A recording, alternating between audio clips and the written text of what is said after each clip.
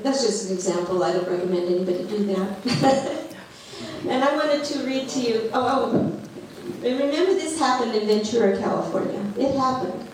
And before the people could get the city into court to stop what they were doing, 150 people lost their homes.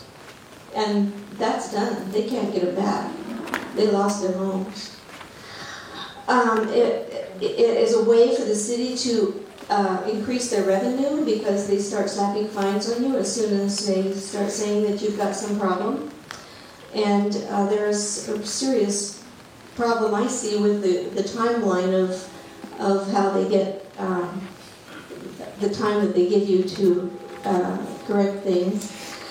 I wanted to read to you the wording on the petition so that you won't all have to take time to read it, because you should read it before you sign it.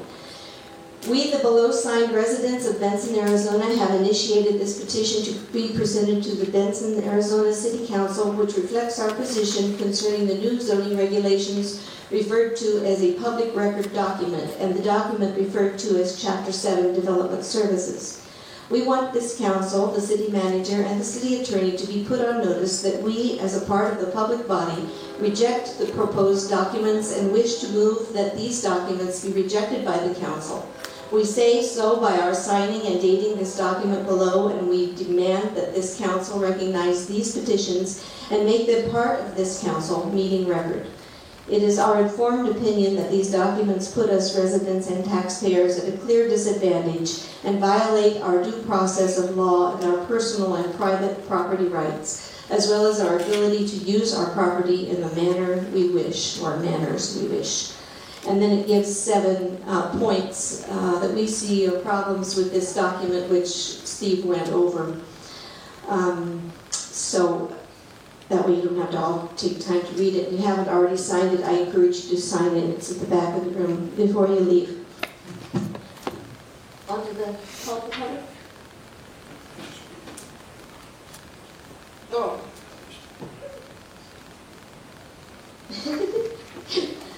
JT wants me to remind you to help yourselves to the snacks and water. You don't have to sit there. You can get up and go get some and come back. And anybody who forgot to sign up or didn't think they wanted to speak at the call to the public can just come up and sign your name before you speak. Question? Comment? We don't, we don't want to track you down and harass you or anything. We just think we ought to keep it kind of up and up. That people who speak ought to put down what their interest is in the city. So on the sign-up sheet, there's a line where you can put home or business. Just put home or business. You don't have to say what the business is. Just state what your interest in the city's building codes might be. And if you've already signed up, good. If you haven't already signed up, you can do it when you get there. Diane? Yeah, Kathy, would y'all like to hear the definition of probable cause? Yes. For a judge to issue a warrant, probable cause must show that it is likely that a crime took place and that the person who is accused was involved in the criminal activity.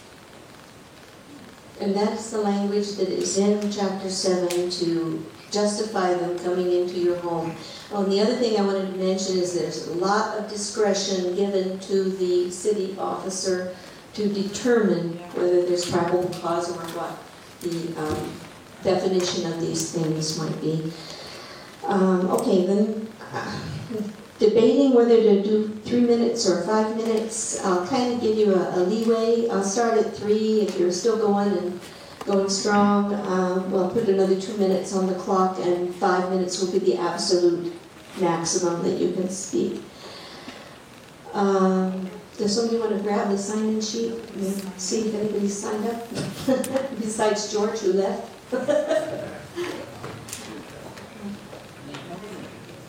Okay, let's start with Peter Wamsness. He is one of the candidates for City Council. And could we just leave this?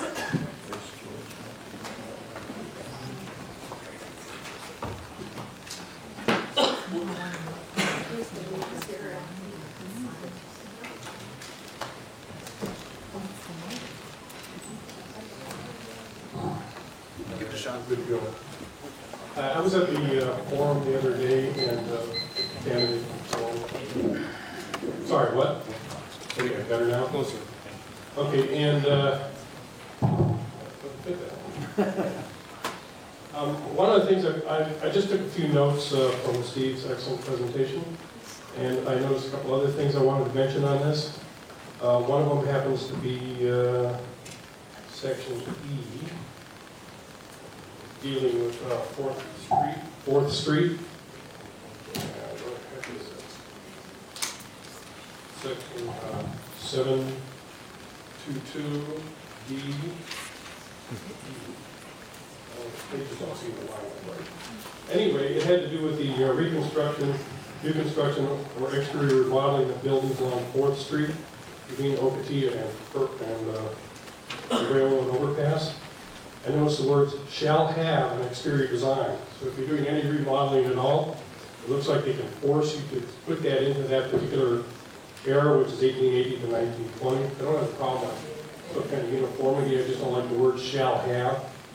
Especially, does that mean painting? If you paint the outside, does that force you to change everything to 1880 to 1920? If you put in a new door, does that do that? Those are just questions I have on that. And my favorite, I brought up before, was the adoption of the International Building Codes. There's 9 of them all together here. There's actually some more on the UN websites and the International Code Council sites that they're rolling into some of these others, including the existing building codes, which wants to retroactively go after buildings that already exist and force them to be changed into the codes. Sometimes it's voluntary, it doesn't need to be. One thing the energy calls for is like smart meters. It was making a mandatory that the only thing the smart meter does is allows anyone, it says publicly accessible on a website, to monitor your energy usage and that they can alter your energy consumption. This would lead us possibly open to viruses, computer viruses, susceptible like when the Iran centrifuges were taken down by putting a virus into these Siemens monitors. Also, green building and zero energy building codes are being rolled into these. It's going to require all residential and then later all commercial buildings to meet a zero energy building, which means basically they generate all their own power. Thing about that is it may not be very efficient, so it could end up costing a lot more. Solar panels could end up costing you 10 times more than if you're just buying power from a utility company.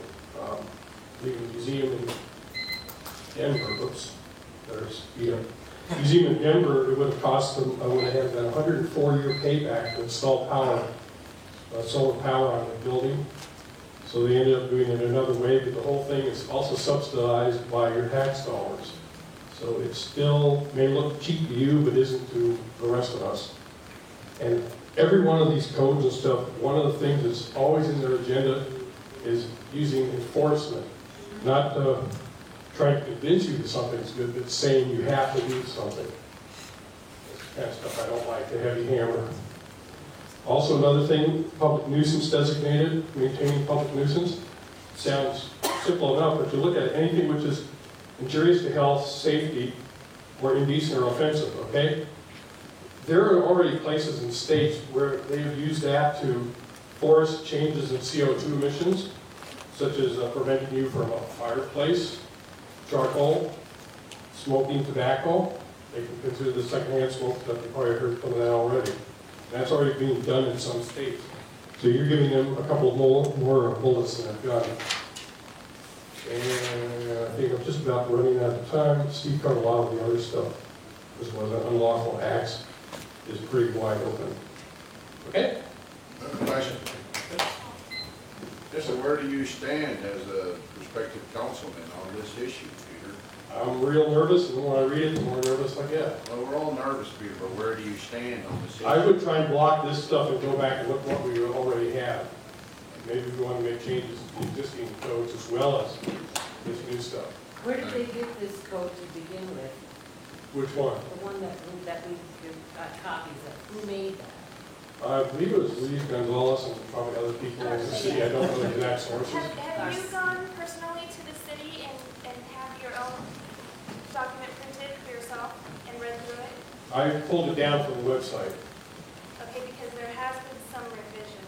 But this document, This document, these copies are the most current document that's posted on the website. So unless the city takes it upon their own responsibility to upload the most current revision of it, it doesn't really matter. This is the same one that was given to the city council for their approval. And I went, excuse me for interrupting, but I went to, I got, sorry, I really got upset about this. I went to Luis and talked to Luis Gonzalez. I'm I won't. But I went to his office. I'll just add, Luis Garcia is the name, Luis Garcia. I get the two mixed up, and I've been doing it for a year now. I don't know And why. Michelle Johnson, she's a GIS Yeah, works with it. Michelle. And our infamous Mr. Massey that's been taking this lawsuit against the park over here for the last 3 years.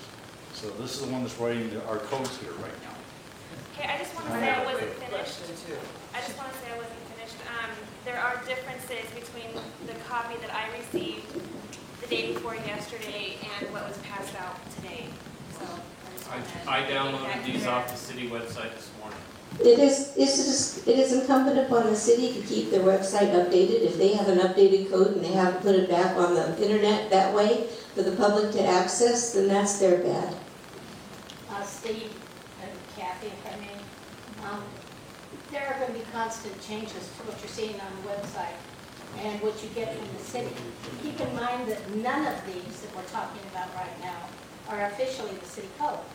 This is something that's being written at this time. That's why it's so important that you know what's being put into the document, and it is changing, maybe even on a daily basis. It's difficult to keep up with it because if you go to the website, you will see that there's so many different things that you can click on about these codes that it's really unclear what is being done with it right now and what is not. Well, I just have a comment that I know there's several in the room that have been non-compliant, and the department has worked with them in extensive times. You being one as a business owner should know that. And, you know, the department has worked with you. Could I suggest, it's been complained to me that some people in the audience are hard of hearing, and rather than have Mr. Wangson's stand here with the microphone in his hand, if you'd like to say something, come and sign in and say it. Yeah, come on up. I didn't intend to operate it. It's a public forum. We all have our opinion, and we want to hear all the opinions. And, you know, nobody's going to throw eggs at you or anything, so come on up. Yeah, just one last thing, and I also say if these codes are being changed, then we ought to, at some point they need to fix it for a month so people can look at it before they vote on a moving target. There you go. Okay, I guess I'm done. Next. Thank you, Peter.